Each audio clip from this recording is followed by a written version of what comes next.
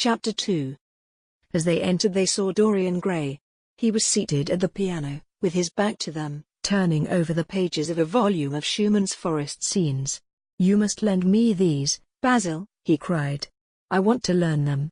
They are perfectly charming."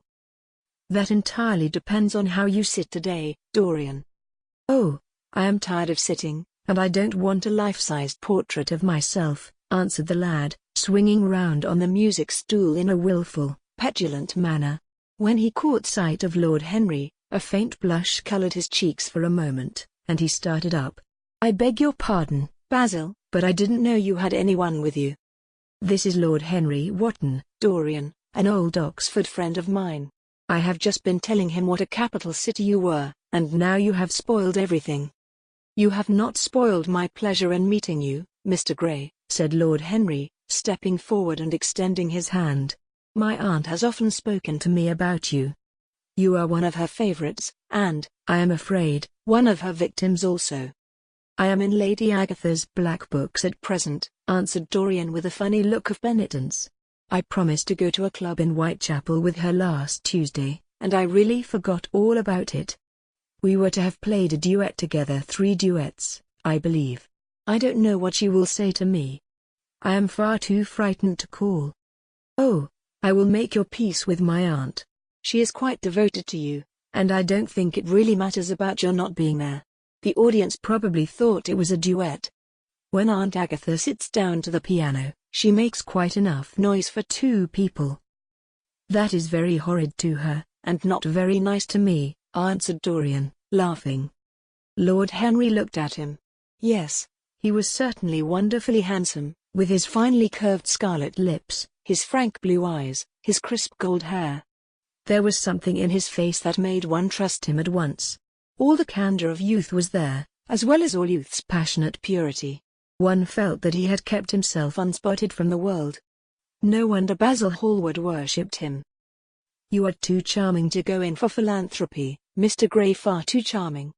And Lord Henry flung himself down on the divan and opened his cigarette case. The painter had been busy mixing his colours and getting his brushes ready.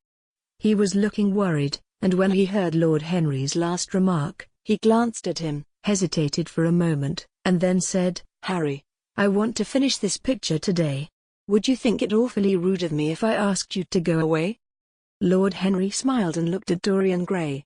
"Am I to go, Mr. Gray?" he asked. "Oh, please don't, Lord Henry. I see that Basil is in one of his sulky moods, and I can't bear him when he sulks. Besides, I want you to tell me why I should not go in for philanthropy." "I don't know that I shall tell you that, Mr. Gray. It is so tedious a subject that one would have to talk seriously about it. But I certainly shall not run away, now that you have asked me to stop. You don't really mind, Basil, do you? You have often told me that you liked your sitters to have someone to chat to." Hallward bit his lip. "If Dorian wishes it, of course you must stay. Dorian's whims are laws to everybody, except himself." Lord Henry took up his hat and gloves. "You are very pressing, Basil, but I am afraid I must go. I have promised to meet a man at the Orleans. Goodbye, Mr. Gray. Come and see me some afternoon in Curzon Street. I am nearly always at home at 5 o'clock. Write to me when you are coming. I should be sorry to miss you." "Basil," cried Dorian Gray, "if Lord Henry Wotton goes, I shall go, too. You never open your lips while you are painting, and it is horribly dull standing on a platform and trying to look pleasant.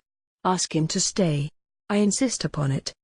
"Stay, Harry, to oblige Dorian, and to oblige me," said Hallward, gazing intently at his picture. "It is quite true. I never talk when I am working, and never listen either, and it must be dreadfully tedious for my unfortunate sitters. I beg you to stay." "But what about my man at the Orleans?" The painter laughed. "I don't think there will be any difficulty about that. Sit down again, Harry. And now, Dorian, get up on the platform, and don't move about too much, or pay any attention to what Lord Henry says. He has a very bad influence over all his friends, with the single exception of myself." Dorian Gray stepped up on the dais with the air of a young Greek martyr, and made a little _mu_ of discontent to Lord Henry, to whom he had rather taken a fancy. He was so unlike Basil. They made a delightful contrast. And he had such a beautiful voice. After a few moments he said to him, "Have you really a very bad influence, Lord Henry? As bad as Basil says?" "There is no such thing as a good influence, Mr. Gray. All influence is immoral from the scientific point of view." "Why?" "Because to influence a person is to give him one's own soul. He does not think his natural thoughts, or burn with his natural passions. His virtues are not real to him. His sins, if there are such things as sins, are borrowed. He becomes an echo of someone else's music, an actor of a part that has not been written for him. The aim of life is self-development. To realize one's nature perfectly, that is what each of us is here for. People are afraid of themselves, nowadays. They have forgotten the highest of all duties, the duty that one owes to oneself. Of course, they are charitable. They feed the hungry and clothe the beggar. But their own souls starve, and are naked. Courage has gone out of our race. Perhaps we never really had it. The terror of society, which is the basis of morals, the terror of God, which is the secret of religion, these are the two things that govern us. And yet, just turn your head a little more to the right, Dorian, like a good boy," said the painter, deep in his work and conscious only that a look had come into the lad's face that he had never seen there before. "And yet," continued Lord Henry, in his low, musical voice, and with that graceful wave of the hand that was always so characteristic of him, and that he had even in his Eton days, "I believe that if one man were to live out his life fully and completely, were to give form to every feeling, expression to every thought, reality to every dream, I believe that the world would gain such a fresh impulse of joy that we would forget all the maladies of medievalism, and return to the Hellenic ideal, to something finer, richer than the Hellenic ideal, it may be. But the bravest man amongst us is afraid of himself. The mutilation of the savage has its tragic survival in the self-denial that mars our lives. We are punished for our refusals. Every impulse that we strive to strangle broods in the mind and poisons us. The body sins once, and has done with its sin, for action is a mode of purification. Nothing remains then but the recollection of a pleasure, or the luxury of a regret. The only way to get rid of a temptation is to yield to it, resist it, and your soul grows sick with longing for the things it has forbidden to itself, with desire for what its monstrous laws have made monstrous and unlawful. It has been said that the great events of the world take place in the brain. It is in the brain, and the brain only, that the great sins of the world take place also. You, Mr. Gray, you yourself, with your rose-red youth and your rose-white boyhood, you have had passions that have made you afraid, thoughts that have filled you with terror, daydreams and sleeping dreams whose mere memory might stain your cheek with shame." "Stop," faltered Dorian Gray, "stop. You bewilder me. I don't know what to say. There is some answer to you, but I cannot find it. Don't speak. Let me think. Or, rather, let me try not to think." For nearly 10 minutes he stood there, motionless, with parted lips and eyes strangely bright. He was dimly conscious that entirely fresh influences were at work within him. Yet they seemed to him to have come really from himself. The few words that Basil's friend had said to him, words spoken by chance, no doubt, and with wilful paradox in them, had touched some secret chord that had never been touched before, but that he felt was now vibrating and throbbing to curious pulses. Music had stirred him like that. Music had troubled him many times. But music was not articulate. It was not a new world, but rather another chaos, that it created in us. Words. Mere words. How terrible they were! How clear, and vivid, and cruel! One could not escape from them. And yet what a subtle magic there was in them! They seemed to be able to give a plastic form to formless things, and to have a music of their own as sweet as that of viol or of lute. Mere words. Was there anything so real as words? Yes.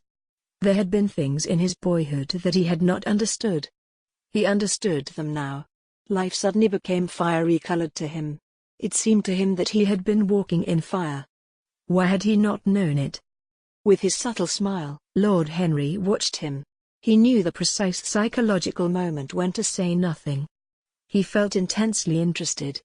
He was amazed at the sudden impression that his words had produced, and, remembering a book that he had read when he was 16, a book which had revealed to him much that he had not known before, He wondered whether Dorian Gray was passing through a similar experience. He had merely shot an arrow into the air.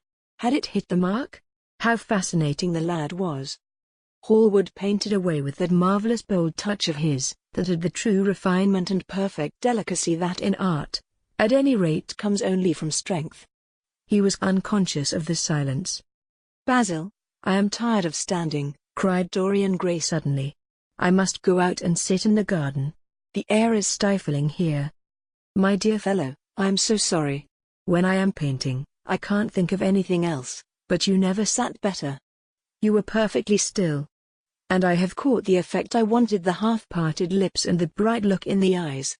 I don't know what Harry has been saying to you, but he has certainly made you have the most wonderful expression. I suppose he has been paying you compliments." "You mustn't believe a word that he says." "He has certainly not been paying me compliments. Perhaps that is the reason that I don't believe anything he has told me." "You know you believe it all," said Lord Henry, looking at him with his dreamy languorous eyes. "I will go out to the garden with you. It is horribly hot in the studio. Basil, let us have something iced to drink, something with strawberries in it." "Certainly, Harry. Just touch the bell, and when Parker comes I will tell him what you want. I have got to work up this background, so I will join you later on. Don't keep Dorian too long. I have never been in better form for painting than I am today. This is going to be my masterpiece. It is my masterpiece as it stands." Lord Henry went out to the garden and found Dorian Gray burying his face in the great cool lilac blossoms, feverishly drinking in their perfume as if it had been wine. He came close to him and put his hand upon his shoulder. "You are quite right to do that," he murmured. "Nothing can cure the soul but the senses, just as nothing can cure the senses but the soul." The lad started and drew back. He was bareheaded, and the leaves had tossed his rebellious curls and tangled all their gilded threads.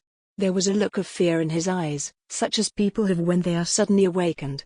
His finely chiseled nostrils quivered, and some hidden nerve shook the scarlet of his lips and left them trembling.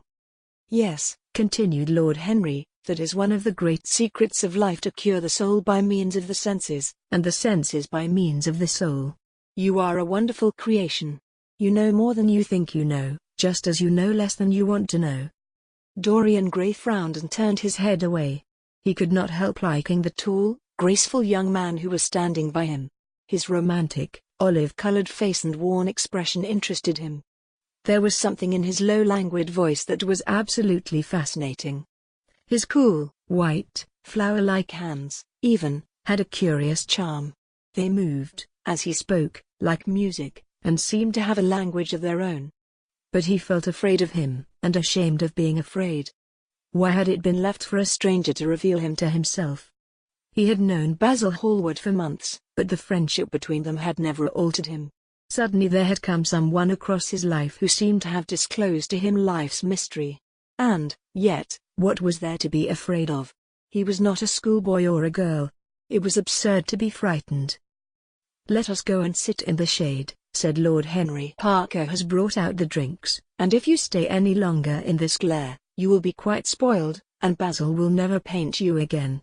You really must not allow yourself to become sunburnt. It would be unbecoming." "What can it matter?" cried Dorian Gray, laughing, as he sat down on the seat at the end of the garden. "It should matter everything to you, Mr. Gray."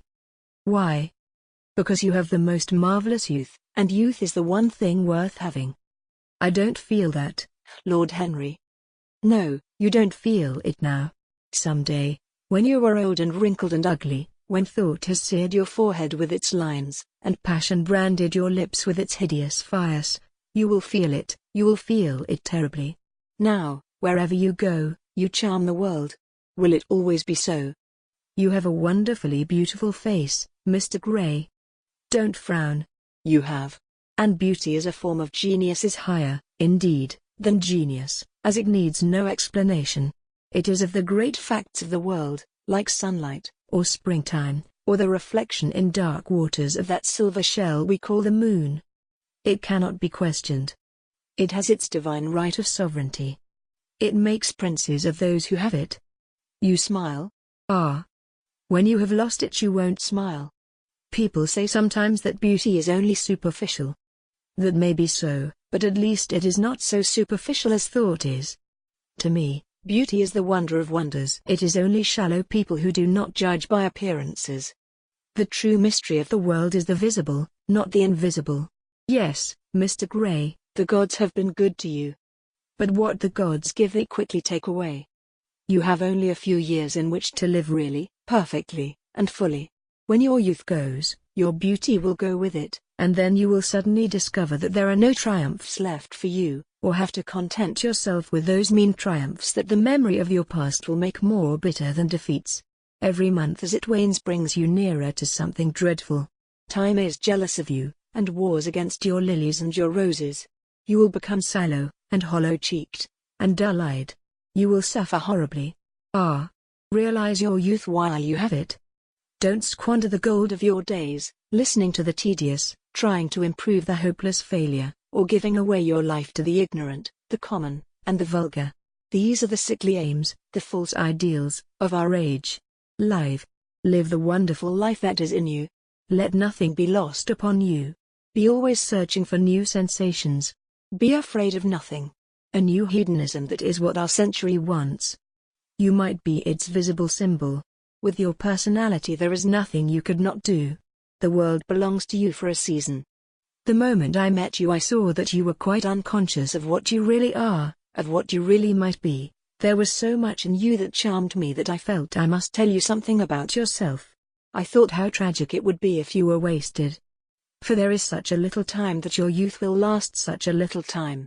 The common hill flowers wither, but they blossom again. The laburnum will be as yellow next June as it is now. In a month there will be purple stars on the clematis, and year after year the green night of its leaves will hold its purple stars. But we never get back our youth. The pulse of joy that beats in us at 20 becomes sluggish. Our limbs fail, our senses rot. We degenerate into hideous puppets, haunted by the memory of the passions of which we were too much afraid, and the exquisite temptations that we had not the courage to yield to. Youth. Youth. There is absolutely nothing in the world but youth. Dorian Gray listened, open-eyed and wondering. The spray of lilac fell from his hand upon the gravel. A furry bee came and buzzed round it for a moment. Then it began to scramble all over the oval stellated globe of the tiny blossoms. He watched it with that strange interest in trivial things that we try to develop when things of high import make us afraid, or when we are stirred by some new emotion for which we cannot find expression, or when some thought that terrifies us lays sudden siege to the brain and calls on us to yield. After a time the bee flew away. He saw it creeping into the stained trumpet of a Tyrian convolvulus. The flower seemed to quiver, and then swayed gently to and fro. Suddenly the painter appeared at the door of the studio and made staccato signs for them to come in. They turned to each other and smiled. "I am waiting," he cried. "Do come in. The light is quite perfect, and you can bring your drinks." They rose up and sauntered down the walk together. Two green and white butterflies fluttered past them, and in the pear tree at the corner of the garden a thrush began to sing. "You are glad you have met me, Mr. Gray," said Lord Henry, looking at him. "Yes, I am glad now. I wonder, shall I always be glad?" "Always." "That is a dreadful word. It makes me shudder when I hear it. Women are so fond of using it. They spoil every romance by trying to make it last forever. It is a meaningless word, too. The only difference between a caprice and a lifelong passion is that the caprice lasts a little longer." As they entered the studio, Dorian Gray put his hand upon Lord Henry's arm.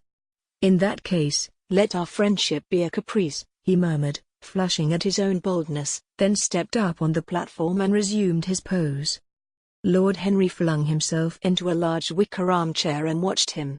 The sweep and dash of the brush on the canvas made the only sound that broke the stillness, except when, now and then, Hallward stepped back to look at his work from a distance. In the slanting beams that streamed through the open doorway the dust danced and was golden. The heavy scent of the roses seemed to brood over everything. After about a quarter of an hour Hallward stopped painting, looked for a long time at Dorian Gray, and then for a long time at the picture, biting the end of one of his huge brushes and frowning. "It is quite finished," he cried at last, and stooping down he wrote his name in long vermilion letters on the left-hand corner of the canvas. Lord Henry came over and examined the picture. It was certainly a wonderful work of art, and a wonderful likeness as well. "My dear fellow, I congratulate you most warmly," he said. "It is the finest portrait of modern times. Mr. Gray, come over and look at yourself." The lad started, as if awakened from some dream. "Is it really finished?" he murmured, stepping down from the platform. "Quite finished," said the painter. "And you have sat splendidly today. I am awfully obliged to you." "That is entirely due to me," broke in Lord Henry. "Isn't it, Mr. Gray?" Dorian made no answer, but passed listlessly in front of his picture and turned towards it. When he saw it he drew back, and his cheeks flushed for a moment with pleasure. A look of joy came into his eyes, as if he had recognized himself for the first time. He stood there motionless and in wonder, dimly conscious that Hallward was speaking to him, but not catching the meaning of his words. The sense of his own beauty came on him like a revelation. He had never felt it before. Basil Hallward's compliments had seemed to him to be merely the charming exaggeration of friendship. He had listened to them, laughed at them, forgotten them. They had not influenced his nature. Then had come Lord Henry Wotton with his strange panegyric on youth, his terrible warning of its brevity. That had stirred him at the time, and now, as he stood gazing at the shadow of his own loveliness, the full reality of the description flashed across him. Yes, there would be a day when his face would be wrinkled and wizen, his eyes dim and colorless, the grace of his figure broken and deformed. The scarlet would pass away from his lips and the gold steal from his hair. The life that was to make his soul would mar his body. He would become dreadful, hideous, and uncouth. As he thought of it, a sharp pang of pain struck through him like a knife and made each delicate fiber of his nature quiver. His eyes deepened into amethyst, and across them came a mist of tears. He felt as if a hand of ice had been laid upon his heart. "Don't you like it?" cried Hallward at last, stung a little by the lad's silence, not understanding what it meant. "Of course he likes it," said Lord Henry. "Who wouldn't like it? It is one of the greatest things in modern art.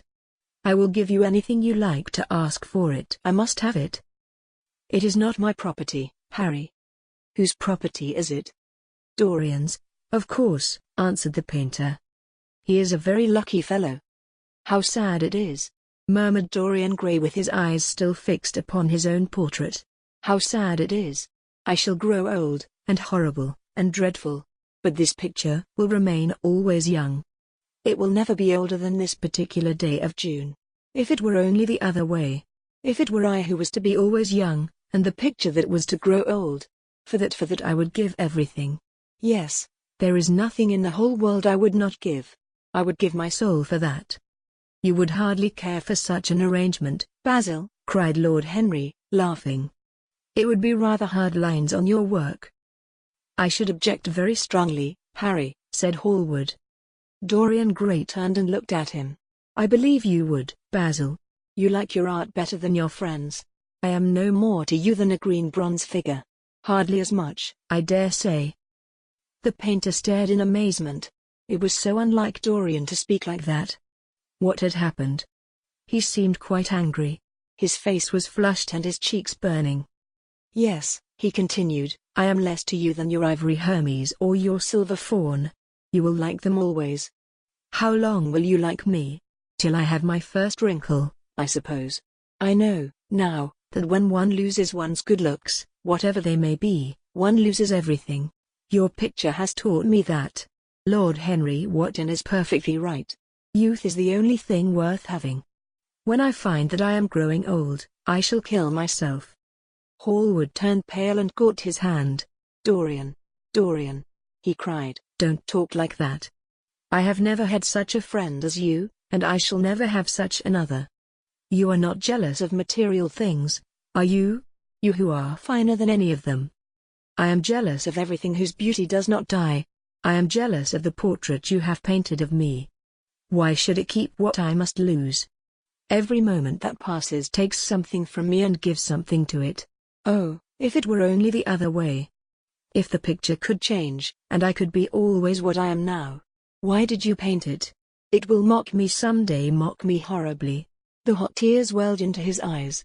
He tore his hand away and, flinging himself on the divan, he buried his face in the cushions, as though he was praying. "This is your doing, Harry," said the painter bitterly. Lord Henry shrugged his shoulders. "It is the real Dorian Gray that is all."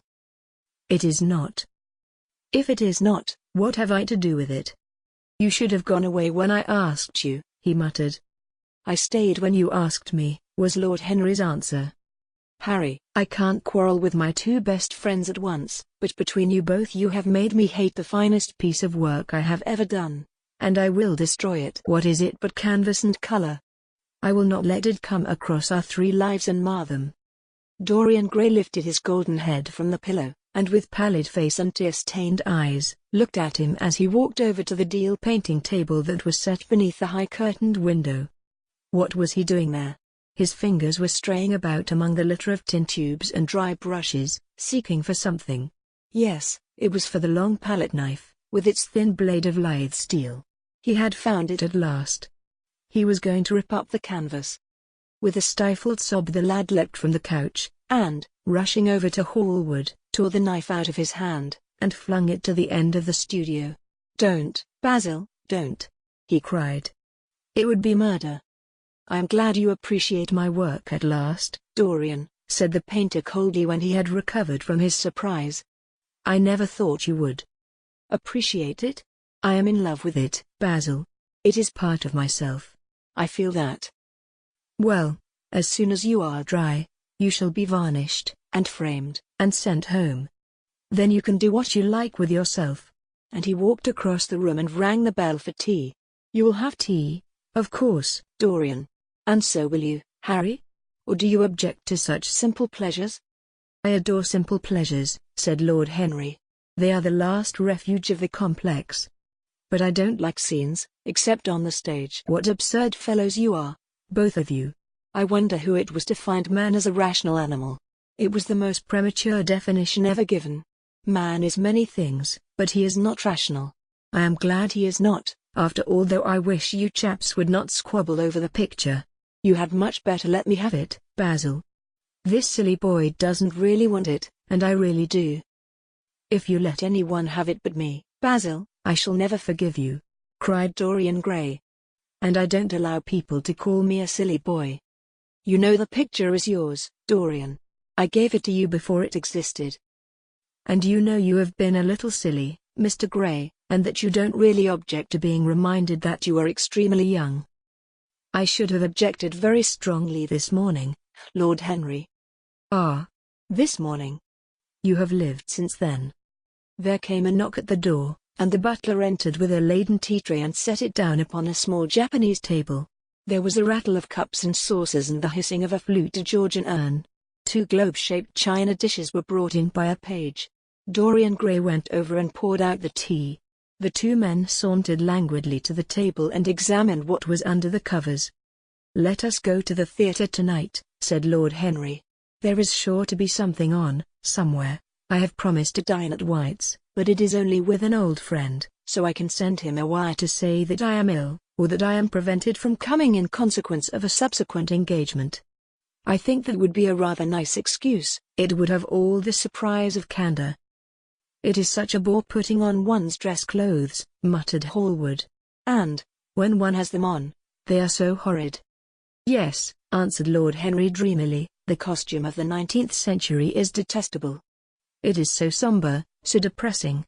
Sin is the only real color element left in modern life." "You really must not say things like that before Dorian, Harry." "Before which Dorian? The one who is pouring out tea for us, or the one in the picture?" "Before either." "I should like to come to the theatre with you, Lord Henry," said the lad. "Then you shall come. And you will come, too, Basil, won't you?" "I can't, really. I would sooner not. I have a lot of work to do." "Well, then, you and I will go alone, Mr. Gray." "I should like that awfully." The painter bit his lip and walked over, cup in hand, to the picture. "I shall stay with the real Dorian," he said, sadly. "Is it the real Dorian?" cried the original of the portrait, strolling across to him. Am I really like that? Yes. You are just like that. How wonderful, Basil. At least you are like it in appearance. But it will never alter, sighed Hallward. That is something. What a fuss people make about fidelity, exclaimed Lord Henry. Why, even in love it is purely a question for physiology. It has nothing to do with our own will. Young men want to be faithful, and are not. Old men want to be faithless, and cannot. That is all one can say. Don't go to the theatre tonight, Dorian, said Hallward. Stop and dine with me. I can't, Basil. Why? Because I have promised Lord Henry Wotton to go with him. He won't like you the better for keeping your promises. He always breaks his own. I beg you not to go. Dorian Gray laughed and shook his head. I entreat you. The lad hesitated, and looked over at Lord Henry, who was watching them from the tea table with an amused smile. I must go, Basil, he answered. Very well, said Hallward, and he went over and laid down his cup on the tray. It is rather late, and, as you have to dress, you had better lose no time. Goodbye, Harry. Goodbye, Dorian. Come and see me soon. Come tomorrow. Certainly. You won't forget? No. Of course not, cried Dorian. And, Harry. Yes, Basil? Remember what I asked you, when we were in the garden this morning. I have forgotten it. I trust you. I wish I could trust myself, said Lord Henry, laughing. Come, Mr. Gray, my hansom is outside, and I can drop you at your own place. Goodbye, Basil. It has been a most interesting afternoon. As the door closed behind them, the painter flung himself down on a sofa, and a look of pain came into his face.